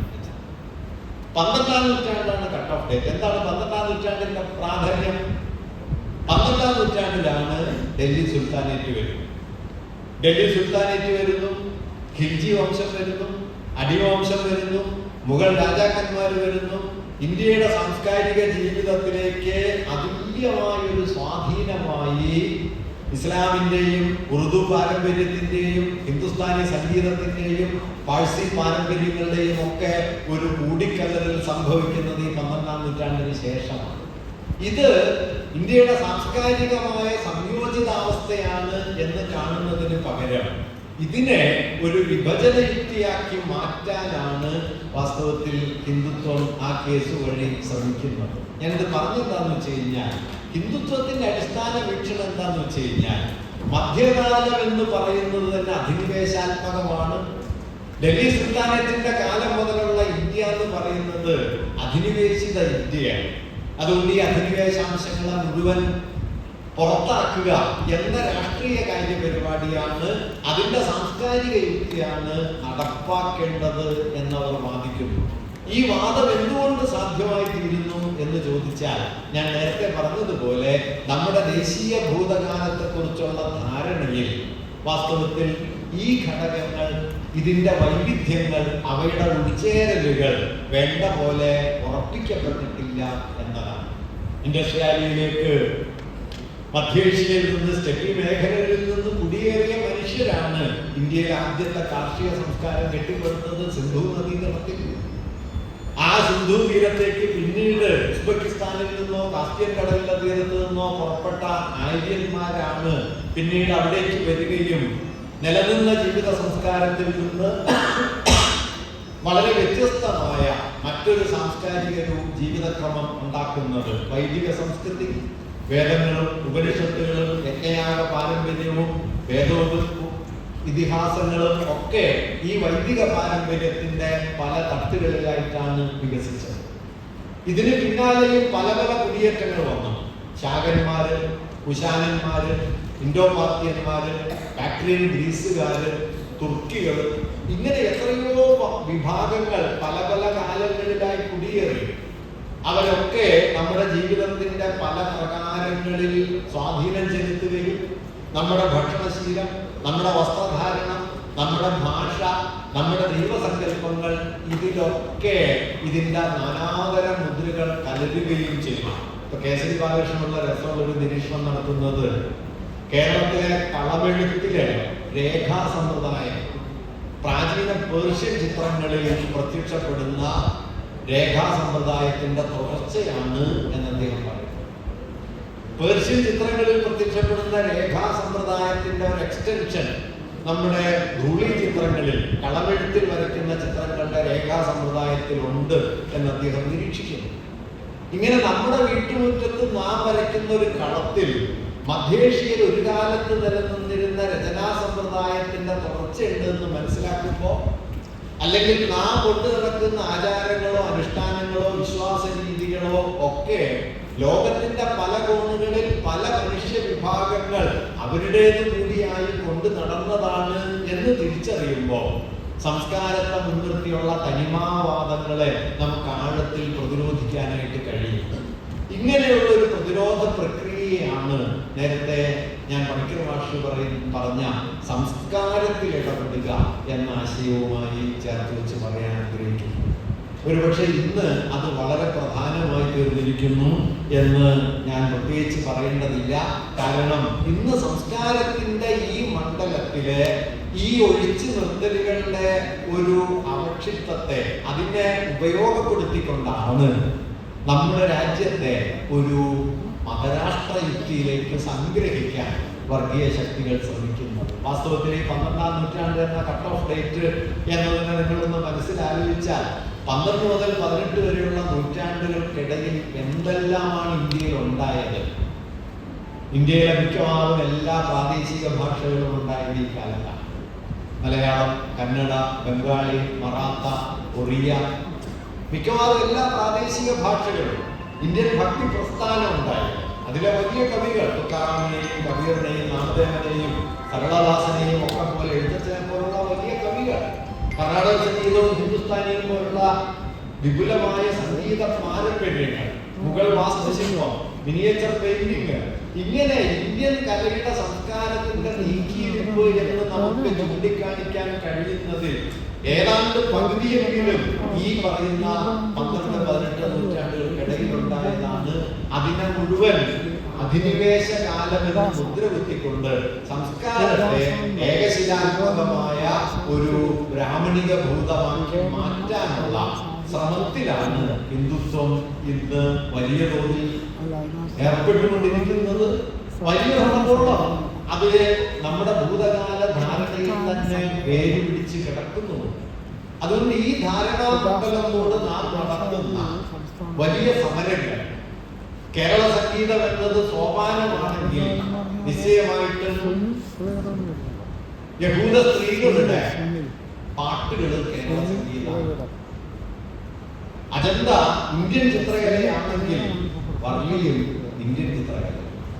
ഉപനിഷത്ത് ഇന്ത്യയുടെ വിജ്ഞാന പാരമ്പര്യമാണെങ്കിൽ നിശ്ചയമായും കാമസൂത്രവും ഇന്ത്യയുടെ വിജ്ഞാന പാരമ്പര്യം.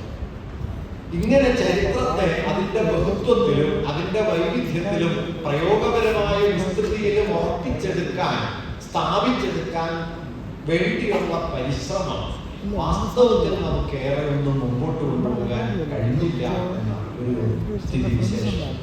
സമീപകാലത്ത് ഇന്ത്യയിലെ ഏറ്റവും പ്രമുഖയായ ചരിത്ര പണ്ഡിതയായ റോമില താപ്പറോട് മറ്റൊരു പ്രധാന ചരിത്രകാരനായിട്ടുള്ള രൺബീർ ചക്രവർത്തി നടത്തിയ ഒരു അഭിമുഖത്തിൽ അദ്ദേഹം അവരോട് ചോദിച്ച ഒരു ചോദ്യം, ഇന്ത്യയിലെ ചരിത്ര വിജ്ഞാനത്തിന്റെ വളർച്ച അതിൽ നിങ്ങൾ തൃപ്തയാണോ? റോമില താപ്പർ പറയുന്ന മറുപടി, ഇന്ത്യയിലെ ചരിത്ര വിജ്ഞാനം താരതമ്യേന വളരെ ബലിഷ്ഠമാണ്. സാമൂഹ്യ ശാസ്ത്രത്തിന്റെ മറ്റേത് മേഖലയെക്കാളും ഒരു അഖില ലോക നിലവാരത്തിൽ ഇന്റർനാഷണൽ സ്റ്റാൻഡേർഡ് മെയിൻറ്റെയിൻ ചെയ്യാൻ, നിലനിർത്താൻ ഇന്ത്യയിലെ ചരിത്ര ഗവേഷണത്തിനും ചരിത്ര പഠനത്തിനും കഴിഞ്ഞിട്ടുണ്ട്. അതുകൊണ്ട് ഞാൻ അതിൽ തൃപ്തയാണ് എന്ന് പറഞ്ഞതിന് ശേഷം റോമില താപ്പർ ചൂണ്ടിക്കാണിക്കുന്ന ഒരു കാര്യം, പക്ഷേ ഈ ചരിത്രധാരണയെ ഇന്ത്യക്കാരുടെ പൊതുബോധത്തിലേക്ക് എത്തിക്കുന്നതിൽ നാം സമ്പൂർണമായി പരാജയപ്പെട്ടു. റോമില താപ്പറോ ആർ ശർമ്മയോ ഇർഫാൻ ഹബീബോ പോലുള്ള നൂറുകണക്കിന് ചരിത്രകാരന്മാർ 1960കളിൽ രൂപപ്പെടുത്തിയ ആശയാവലികളിൽ ചിലത് ഇന്ന് നിങ്ങൾ ഇന്ത്യയിലെ പൊതുസമൂഹത്തോട് പറഞ്ഞു നോക്കൂ, നിശ്ചയമായും തീർത്തും പുതിയതായിത്തീരും, നിശ്ചയമായും അപരിചിതമായിത്തീരും, നിശ്ചയമായും അത് ഇന്ത്യാവിരുദ്ധമായി മനസ്സിലാക്കപ്പെടുകയും ചെയ്യും. എന്തുകൊണ്ട് എന്ന് ചോദിക്കുമ്പോഴാണ് സംസ്കാരത്തിൽ ഇടപെടുക എന്നത് സാംസ്കാരികമായി ഇടപെടുന്നതിൽ നിന്ന് വ്യത്യസ്തമാണ് എന്ന് മനസ്സിലാക്കും. കാരണം ഞാൻ ആരാണ് എന്ന ചോദ്യത്തിന് ഔട്ട് ഓഫ് ആഫ്രിക്ക തിസിസ് നമ്മുടെ പൊതുബോധത്തിൽ എത്രയുണ്ട്? ലക്ഷോപലക്ഷം വർഷങ്ങൾക്ക് മുമ്പ് ആഫ്രിക്കയിൽ നിന്ന് തുടങ്ങിയ കുടിയേറ്റങ്ങളാണ് മനുഷ്യവംശത്തെ സൃഷ്ടിച്ചത് എന്ന് തിരിച്ചറിഞ്ഞത്. കേരളീയമെന്ന് നാം കരുതുന്ന പലമാതിരി ആവിഷ്കാരങ്ങൾ, നമ്മുടെ വാസ്തുവിദ്യ, നമ്മുടെ വസ്ത്രധാരണ രീതി, നമ്മുടെ കേശാലങ്കാര സംവിധാനം, നമ്മുടെ ഭക്ഷണശീലങ്ങൾ, വിഭവ രൂപങ്ങൾ, ഇതൊക്കെ പല കാലങ്ങളിൽ പലയിടങ്ങളിൽ നിന്നായി ഇവിടേക്ക് വന്നു ചേർന്ന ഒരു സംയോജിത രൂപമായി മാറുകയാണ് ചെയ്തത് എന്നത് നമ്മുടെ പൊതുബോധത്തിൽ എത്രയുണ്ട് എന്ന ചോദ്യം ഉന്നയിക്കുമ്പോഴാണ് വാസ്തവത്തിൽ നാം വളരെ എന്താ പറയുക പരിമിതമായ ഒരു ധാരണാ മണ്ഡലത്തിലാണ് നമ്മുടെ ഭൂതത്തെ പ്രതിഷ്ഠിച്ചത് എന്ന് മനസ്സിലാക്കണം. അപ്പൊ ഇതിനെതിരായ വലിയൊരു സമരമുഖം തുറക്കുക എന്നത് ആ അർത്ഥത്തിലാണ് ഞാൻ നേരത്തെ പണിക്കർ മാഷെ ഉദ്ധരിച്ചുകൊണ്ട് സംസ്കാരത്തിൽ ഇടപെടുക, സാംസ്കാരികമായി ഇടപെടലല്ല. സാംസ്കാരികമെന്ന് വിളിക്കപ്പെടുന്ന ആവിഷ്കാരങ്ങളും അവതരണക്രമങ്ങളും നാടകവും സിനിമയും ഒക്കെ നിൽക്കുമ്പോൾ തന്നെ അവയിൽ പോസിറ്റീവായ പുരോഗമനപരമായ ആശയങ്ങൾ അവതരിപ്പിക്കാൻ ശ്രമിക്കുകയും അതിനെ ശക്തിപ്പെടുത്തുകയും ചെയ്യുന്ന പ്രവൃത്തി നടക്കുമ്പോൾ തന്നെ മനുഷ്യർ തങ്ങളെ തന്നെ നിർവചിക്കുന്ന ഞാനാരാണ്, നമ്മളാരാണ്, ഞങ്ങളാരാണ് എന്ന ചോദ്യത്തിന് മനുഷ്യൻ ഉത്തരം കണ്ടെത്തുന്ന അടിസ്ഥാന മണ്ഡലത്തിൽ ഇടപെടാതിരിക്കുന്നിടത്തോളം ഈ സാംസ്കാരികമായ ഇടപെടലുകൾ തൊലിപ്പുറമേയുള്ള ആവിഷ്കാരങ്ങളായി അവസാനിച്ചു പോകും എന്നാണ് അദ്ദേഹം സൂചിപ്പിച്ച ഒരു കാര്യം. ഒരുപക്ഷെ ഇന്നത്തെ ഇന്ത്യൻ സന്ദർഭത്തിൽ ഹിന്ദുത്വ രാഷ്ട്രീയത്തിന്റെ അടിസ്ഥാന മൂലധനം, അതിന്റെ ഏറ്റവും പ്രധാനപ്പെട്ട സാംസ്കാരിക മൂലധനം സാംസ്കാരിക പാരമ്പര്യത്തെയും ചരിത്രത്തെയും കുറിച്ചുള്ള ഏറ്റവും വിദ്യാപരമായ ഒരു വീക്ഷണമാണ് എന്നിരിക്കെ ഈ സമരത്തിന് വലിയ പ്രാധാന്യമുണ്ട്. അതുകൊണ്ട് പുരോഗമന സാഹിത്യത്തിന്റെയും പുരോഗമന പ്രസ്ഥാനങ്ങളുടെയും രാഷ്ട്രീയ കാര്യപരിപാടിയിലെ പ്രധാനപ്പെട്ട നിർണായകമായ ഒന്നാണ് സംസ്കാരത്തിൽ ഇടപെടുക. ഞാൻ സാംസ്കാരികമായി ഇടപെടുക എന്നല്ല പറയുന്നത്, അത് നമ്മൾ ദീർഘകാലമായിട്ട് ചെയ്തു. അവബോധ രൂപീകരണത്തിന്റെ അടിസ്ഥാന ഘടനയിൽ നമുക്ക് എങ്ങനെ ഇടപെടാൻ കഴിയും എന്ന ചോദ്യം ഉന്നയിക്കാൻ നാം വളരെ കൂടുതൽ നിർബന്ധിതരായ ഒരു സന്ദർഭത്തിലാണ് ഇപ്പോൾ നിൽക്കുന്നത്. ഒരുപക്ഷെ അതിന്റെ മറ്റൊരു രൂപം പോലെ നമ്മുടെ സമകാലിക തൊട്ട് മുമ്പുള്ള ദിവസങ്ങളിലായി ഒരു യുദ്ധാന്തരീക്ഷം രൂപപ്പെടുത്താനുള്ള വലിയ ശ്രമം നടത്തുന്നു. കഴിഞ്ഞ 10 വർഷമായി രാജ്യം ഭരിക്കുന്ന ആളുകൾക്ക് അതിർത്തി സംരക്ഷിക്കാനോ നുഴഞ്ഞുകയറ്റം തടയാനോ ഭീകരത ഇല്ലാതാക്കാനോ കഴിഞ്ഞിട്ടില്ല എന്നിരിക്കെ 370 വകുപ്പ് എടുത്തു മാറ്റി ഭീകരതയെയും വിഭജന യുക്തിയെയും സമ്പൂർണമായി റദ്ദാക്കി എന്ന് തമ്പേറ് മുഴക്കിക്കൊണ്ടിരിക്കുന്ന സമയത്ത് തന്നെ പഹൽഗാമിലെ വിനോദസഞ്ചാരികൾ വെടിവെച്ച് കൊല്ലപ്പെടുകയും ആ വെടിവെച്ച് കൊല്ലപ്പെട്ടതിനെ മുൻനിർത്തി മറ്റൊരു രാഷ്ട്രീയ വിഭജനം ഉണ്ടാക്കാനുള്ള ആസൂത്രിതമായ ശ്രമങ്ങൾ അരങ്ങേറുകയും ചെയ്യുന്നതും ഈ പശ്ചാത്തലത്തിലാണ്, ഈ അടിത്തറയിലാണ്, മതത്തെ മുൻനിർത്തിയാണ്. ഈ രാജ്യം ആരുടെയാണ് എന്ന ചോദ്യം ഉന്നയിച്ചുകൊണ്ടാണ്. അതുകൊണ്ട് ഈ രാജ്യത്തിന്റെ വൈവിധ്യപൂർണമായ ഉള്ളടക്കത്തെ, അതിന്റെ ബഹുത്വത്തെ, നമ്മുടെ ഭാഷ എന്ന് പറയുന്നത് എത്രയോ ഭാഷയിലെ പദങ്ങൾ ചേർന്നിട്ടാണ്. ഞാൻ ദൈനംദിനം മലയാളം സംസാരിക്കുമ്പോൾ ഞാൻ പോർച്ചുഗീസ് വാക്കുകൾ പറയുന്നുണ്ട്, ഡച്ച് വാക്കുകൾ പറയുന്നുണ്ട്, അറബി വാക്കുകൾ പറയുന്നുണ്ട്, ഇംഗ്ലീഷ് വാക്കുകൾ പറയുന്നുണ്ട്, സംസ്കൃത പദങ്ങൾ പറയുന്നുണ്ട്. ഇതെല്ലാം ചേർത്ത് മലയാളം പറയുന്നുണ്ട്. മലയാളം മാത്രമല്ല, മലയാളം സംസാരിക്കുന്ന നിങ്ങൾ ഉപയോഗിക്കുന്ന മേശ എന്ന വാക്ക്, ഈ മേശ എന്ന വാക്ക് തന്നെയാണ് സ്പാനിഷ് ഭാഷയിൽ മേശയെ കുറിക്കാൻ. അതുകൊണ്ട് മേശ എന്ന് പറഞ്ഞാൽ നമുക്ക് എന്താണ് മനസ്സിലാവുക, അത് തന്നെ സ്പെയിൻകാർക്കും മനസ്സിലാവും. കാരണം പോർച്ചുഗീസ് ബന്ധം വഴി സ്പാനിഷ് ഭാഷയിൽ നിന്നും ഇവിടേക്കും, പോർച്ചുഗീസ് ബന്ധം വഴി സ്പാനിഷ് ഭാഷയിലേക്കും ഒരുപോലെ ഈ വാക്ക് വിനിമയത്തിലെത്തി. നാം നമ്മുടേതെന്ന് കരുതുന്ന പദാവലികൾ, നമ്മുടെ നിത്യജീവിതത്തിലെ പ്രയോഗങ്ങൾ. അതുകൊണ്ടാണ് ഞാൻ കേസരി പറയുന്ന രസമുള്ള ഒരു കാര്യമുണ്ട്. കേസരി പറയുന്നുണ്ട്, സാർവദേശീയത എന്ന് പറയുന്നത് നിങ്ങൾ പാരീസിൽ പോകുമ്പോൾ നിങ്ങൾ അനുഭവിക്കുന്ന ഒന്നല്ല, നിങ്ങളുടെ വീട്ടുമുറ്റത്ത് നിങ്ങൾ വരയ്ക്കുന്ന കളം, നിങ്ങളുടെ വീട്ടിൽ നിങ്ങൾ ഉപയോഗിക്കുന്ന കുടം, മൺകുടം, ആ മൺകുടത്തിന്റെ അതേ ആകൃതിയിലും ആകാരത്തിലും മധ്യേഷ്യയിൽ സുമേറിയൻ കാലഘട്ടത്തിൽ മനുഷ്യർ മൺകുടങ്ങൾ ഉണ്ടാക്കിയിരുന്നു എന്ന് അവയുടെ അവശിഷ്ടങ്ങളിൽ നിന്ന് ലോകത്തെ പല മ്യൂസിയങ്ങളിലും ഉള്ളത് നോക്കിയാൽ നമുക്ക് കാണാൻ പറ്റും. അതുകൊണ്ട് നമ്മുടെ വീട്ടുമുറ്റത്ത് 5000-ഓ 6000-ഓ കൊല്ലം മുമ്പ് മനുഷ്യരുണ്ടാക്കിയ ഒരു ജീവിതക്രമത്തിന്റെ അടയാളം ഇവിടെ കിടക്കുന്നു. എൻ വി കൃഷ്ണവാര്യർ പറയുന്ന മനോഹരമായ ഒരു ആശയമുണ്ട്, അത് തർക്ക വിഷയമാണ് എങ്കിലും ഞാൻ പറയാം. അതായത് നമ്മുടെ ഓണത്തിന്റെ മഹാബലി എന്ന സങ്കല്പം, അത് പ്രാചീന സുമേറിയയില് ഭരണാധികാരം കൈയാളിയിരുന്ന 14 ചക്രവർത്തിമാരുടെ ഒരു സ്ഥാന പരമ്പരയുടെ പേരാണ് ബലി എന്നത് അദ്ദേഹം പറയുന്നത്. 14 ചക്രവർത്തിമാരുടെ ഒരു പരമ്പരയെ കുറിച്ച് ലോകത്ത് ആദ്യത്തെ ഗ്രന്ഥാലയം തയ്യാറാക്കിയ അസുർബാനിപാൽ, അയാളുടെ കളികൾ ഗ്രന്ഥാലയം, യൂണിഫോം ഗ്രന്ഥാലയം, അതിൽ രേഖപ്പെടുത്തുന്നുണ്ട് ആ 14 ചക്രവർത്തിമാരുടെ സ്ഥാന സ്ഥാനപ്പേര് ബലി എന്നോ ബലെ എന്നോ ഉച്ചരിക്കാവുന്ന ഒരു പേരാണ്. ഈ ബലി സങ്കല്പത്തിന്റെ തുടർച്ചയാണ് മഹാബലി എന്നാണ് അദ്ദേഹം പറഞ്ഞത്. തിരുവോണ നാളിൽ വീട്ടുമുറ്റത്ത് നാം ഒരുക്കുന്ന ഓണപ്പടവ് ഒരു ചതുരത്തട്ടിട്ട് അതിന്റെ മുകളിൽ ചെറിയ ചതുരത്തട്ടിട്ട് മുകളിലേക്ക് കൂർത്തു വരുന്ന ആ വാസ്തുശില്പാകൃതി, അതേ വാസ്തുശില്പാകൃതിയിലാണ് മധ്യേഷ്യയിലെ ഹിറ്റൈറ്റുകാർ മരണാനന്തര സ്മാരകങ്ങൾ ഉണ്ടാക്കിയിരുന്നത്, സിഗുറാത്തുകൾ ഉണ്ടാക്കിയിരുന്നത്. 4000-ഓ 5000-ഓ കൊല്ലം മുമ്പ് മധ്യേഷ്യയിൽ മണ്ണടിഞ്ഞ തങ്ങളുടെ പൂർവികർക്ക് അക്കാലത്ത് ഒരു പ്രാദേശിക സമൂഹം ഉണ്ടാക്കിയ മരണാനന്തര സ്മാരകത്തിന്റെ മിനിയേച്ചർ തിരുവോണ നാളിൽ നമ്മുടെ വീട്ടുമുറ്റത്തും വരുന്നു. ഇങ്ങനെ മനുഷ്യ സംസ്കൃതിയുടെയും പങ്കുവയ്പ്പിന്റെ വിപുലമായ ചരിത്രം നിലനിൽക്കെ അതിനെ മുഴുവൻ മറച്ചു വയ്ക്കുന്ന ഏകാത്മകമായ ഒരു സ്വത്വധാരണയെ ഉറപ്പിച്ചെടുക്കാൻ കഴിയുന്ന മട്ടിലാണ് നമ്മുടെ ഭൂതകാലം പാരമ്പര്യം ഭാവന ചെയ്യപ്പെട്ടത് എന്ന കാര്യമാണ് ഞാൻ ചൂണ്ടിക്കാണിക്കുന്നത്.